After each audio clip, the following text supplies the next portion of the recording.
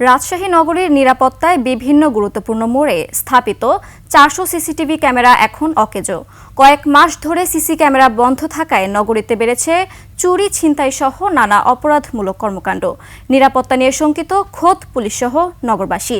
হাসান আল মুবিনের ক্যামেরায় রাজশাহী বিভাগীয় প্রতিনিধি বদরুল হাসান লিটনের তথ্যচিত্রে ডেস্ক রিপোর্ট।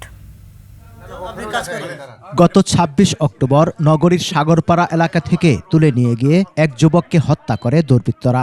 এখনও এর সঙ্গে জড়িতদের শনাক্ত করতে পারেনি পুলিশ। পথচারী থেকে যানবাহন চালক, তাদের অভিযোগ মহানগরীতে বাড়ছে মাদকাসক্ত সহ অপরাধীদের দৌরাত্ম্য। প্রতিদিনই ঘটছে ছিনতাই, চুরির ঘটনা, কিন্তু অপরাধীদের শনাক্ত করে গ্রেফতার করতে পারছে না পুলিশ। রিক্সা চালায়, বুঝলেন, ভোর ৫টায় বাড়ায়, মানে খুব ভয় লাগে। আর গলায় মনে করেন ছুরি ধরেছিল আর সবাই নেশাগ্রস্ত অবস্থায় ছিল। কারণ সে অবস্থায় বলে তোর কাছে যা আছে বাইরে করে দে। রাস্তাপথে যখন ছিনতাইকারী যে মা বোনরা ভালোভাবে যেতে পারছে না, কেনাকাটা করতে পারছে না। অ্যাক্সিডেন্ট হলে পরে বা একটা গাড়ি চুরি হলে পরে এগুলো আমরা ফুটেজগুলো দেখতে পারি। ২০১৭ সালে সিসিটিভি ক্যামেরার আওতায় নিয়ে আসা হয় রাজশাহী মহানগরীকে।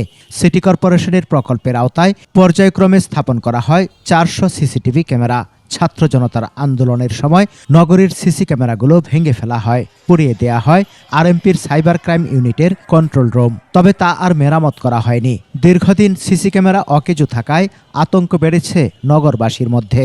চুরি, ডাকাতি সবকিছু বাড়ছে, সেই হিসাবে আমাদের সিসি ক্যামেরাটা অবশ্যই প্রয়োজন। এখন কিন্তু মানুষের মধ্যে আতঙ্ক। যথাযথ কর্তৃপক্ষের কাছে অনুরোধ করব যেন সিটি কর্পোরেশন এলাকায় বা মেট্রোপলিটন এলাকায় অতি দ্রুত সিসি ক্যামেরার আওতাভুক্ত করা হয়। নগরীতে 500 সিসি ক্যামেরা পুনঃস্থাপনের চাহিদা দিয়ে সিটি কর্পোরেশনকে চিঠি দিয়েছে পুলিশ। 400 থেকে 500 ক্যামেরা লাগবে, আমরা আমাদের এস্টিমেট করা আছে, যোগাযোগ রাখতেছি। যদি ওনারা যদি সিসি ক্যামেরাগুলো দেওয়া যায় তাহলে এটা আমাদের একদিকে আইন শৃঙ্খলা নিয়ন্ত্রণের কাজে লাগবে, আর আমাদের ট্রাফিক নিয়ন্ত্রণে কিন্তু এই ক্যামেরাগুলো কাজে লাগবে।